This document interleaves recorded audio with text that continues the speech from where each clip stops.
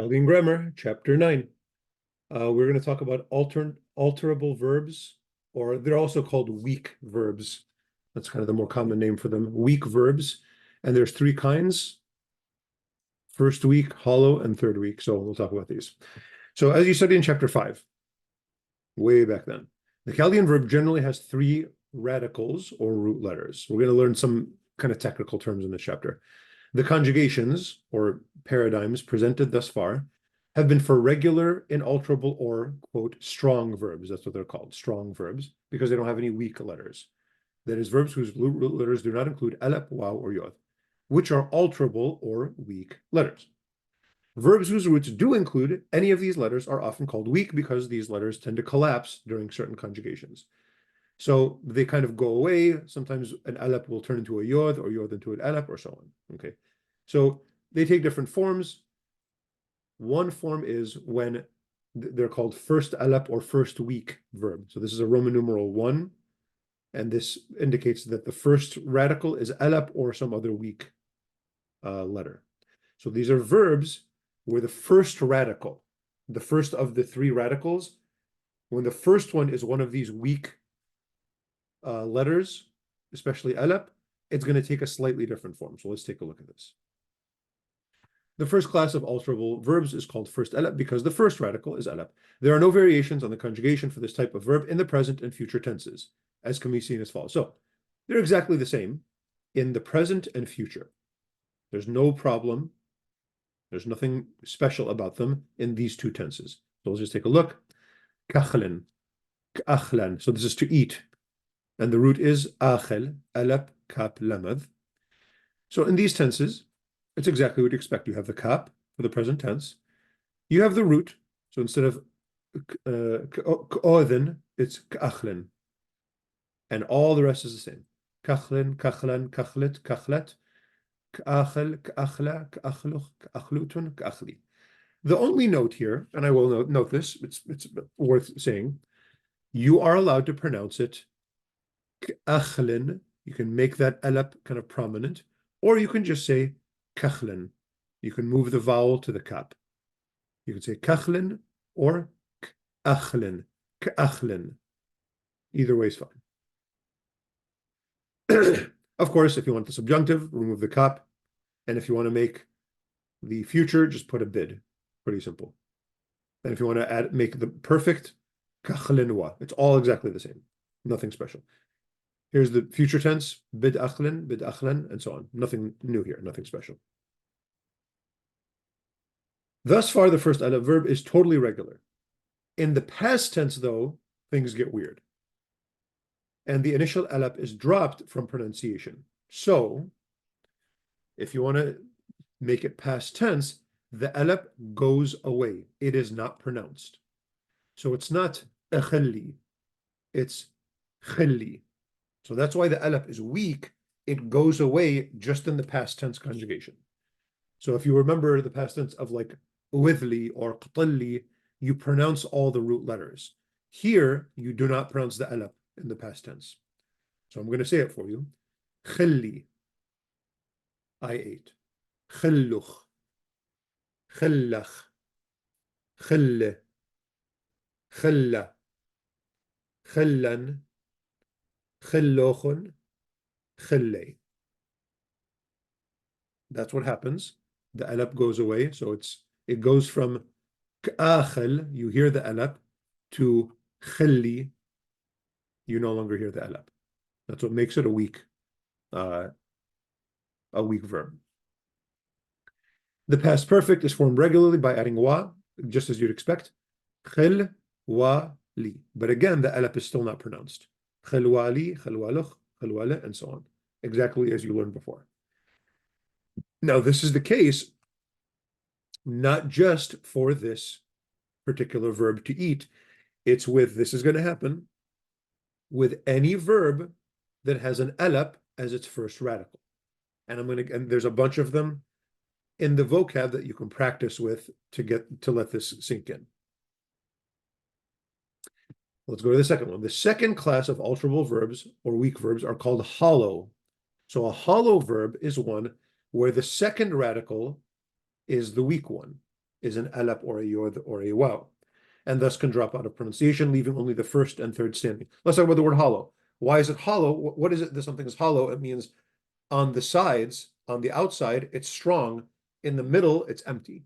That's why these are called hollow verbs, because it's the middle radical, the second one, that drops out of pronunciation. So here's the present tense paradigm of the hollow verb. So the verb, the root to spill, is beth, yod or waw, and zain. So the hollow verb, the weak letters can kind of turn into. So the imperative of this is buzz. So there's a waw here when it's imperative. But here, let's take a look at this. Kbezin, kbezan. So you have the cup. You have the ending is right. Qatlin, kbezin.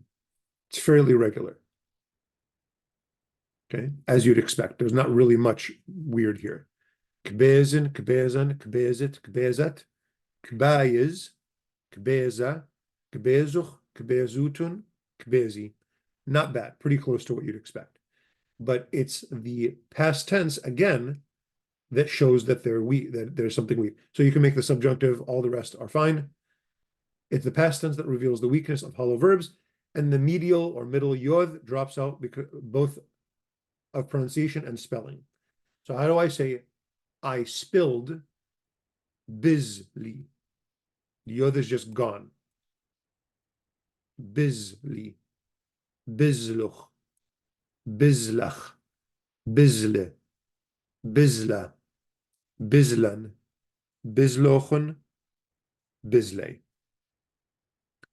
So it's fairly regular in the present tense and in the future, and the related ones, the past, the present perfect and the future perfect and so on.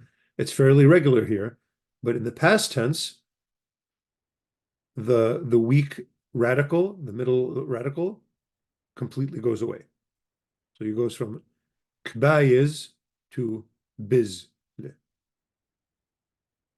That's where it's right. And again, all hollow verbs are going to follow this pattern. Every verb where the middle radical is alap, yod, or waw is going to act like this. And again, you can imagine bizwali. You can put a waw in there and a waw in there, and you're going to have the past perfect. Third weak verbs.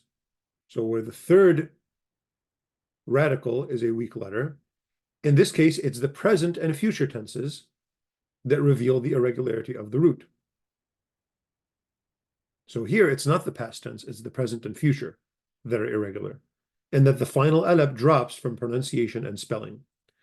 So here's the root, here's the verb to see. The root of this is heth, zain, alap. So there's an alap here that you're not going to see. You can see it over here. Ghzali, here's the alap. But in the present tense, you don't get the alap at all. So if you want to say I see, you use the cup, you use the first set of endings, type A endings. Khazin, the alap is just gone. Khazin. Khazyan. Now in the feminine, the alap turns into yod. You see that? So it's weak, but it shows up sometimes. Khazin, khazyan. Khazit, khazyat. Khaze, he sees. Khazya. Khazuch, khazutun, khaze. Future, same thing. Bid, khazin. Bid, khazyan. And so on with the rest of them. I'm not going to go through all of them because you guys already know, how to do a future. The subjunctive, present perfect, future perfect are formed regularly, as is the past tense, aside from the lengthening of the vowel under the second radical. Let's take a look at this. This is slightly irregular, the past tense of to see. Ghzali. So instead of qtli with the shorter vowel, it lengthens. So it's sort of like the alap at the end makes this into a longer vowel. It's ghzali.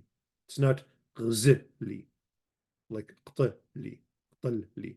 Ghzali, ghzaluch, ghzalach, ghzale, ghzala, ghzalan, Gzelochon, gzele. And here's just a little vocab note.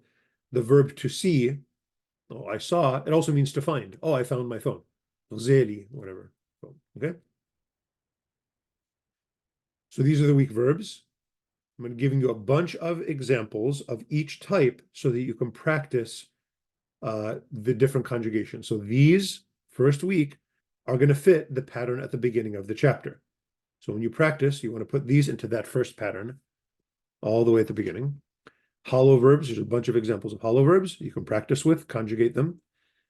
And here's the third week, a whole ton of these that you can practice with, as many as you feel like you need to learn. So let's read through them. To ascend is asiq, isaqa. To ascend. Yalip, ilapa. To learn. Yaqidh, iqadha. To burn. So you have alap here at the beginning and yod's here. Yarikh, iracha. To extend, to get longer. Yatu, itawa. To sit. Achel, ichala. That's the example we used. Hollow verbs. Bayiz, biaza. We saw that. Da'iq, diaqa. To grind or to pound something. Da'iq, diaqa. To press or trample. Da'ish, diasha. Some dialects will say da'ish. They'll put a yod in there. It shows that these kind of can switch back and forth. Chayim, chiyama. To get warm. Nayich, niacha. To rest.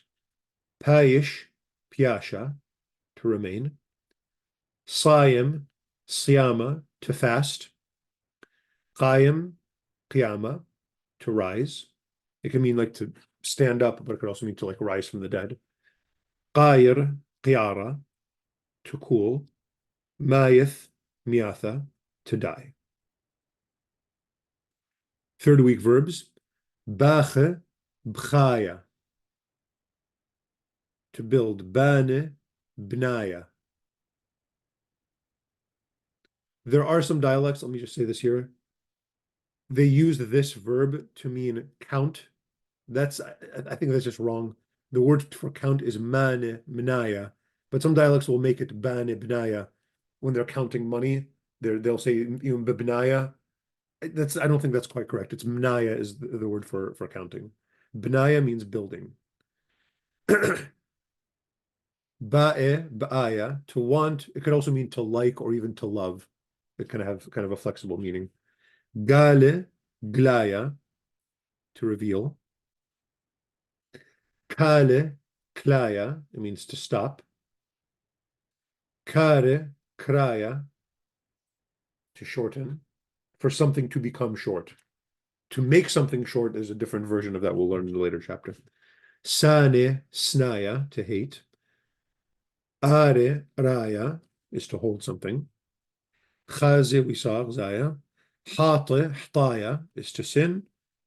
To chaye, chyaha, sorry, chaye, chaya, a little hard to pronounce. Chaye, chaya, that he shows, the he shows up here. This is to live.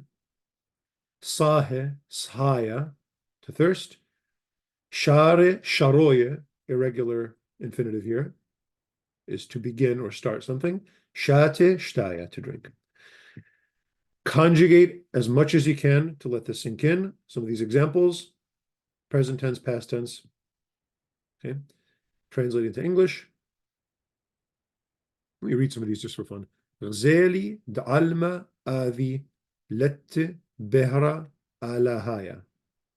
That's fun. Bid akhli dusha ubid so'i kulle bnaynasha zaddiqe. Broni ibuch dialpit min ra'ya tawa. All right, these are nice sentences. Translating to Chaldean. Lots of religious stuff in this chapter. And then compose 7 sentences in Chaldean, utilizing as much material as possible from the last 4 chapters. Really, I stress, pay attention to the later stuff more as you're reviewing. I know I said it before, but I really want to remind you. Next chapter, the imperative, infinitive, and adverbs.